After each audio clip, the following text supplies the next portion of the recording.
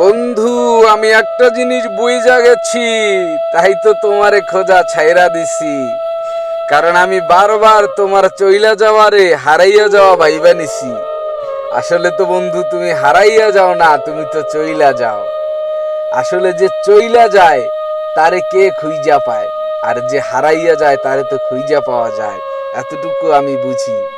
কারণ আমার একটা জিনিসে জানা আছে, যদি কেউ জায়গা থাইকা ঘুমায় তারে কখনোই জাগানো যায় না।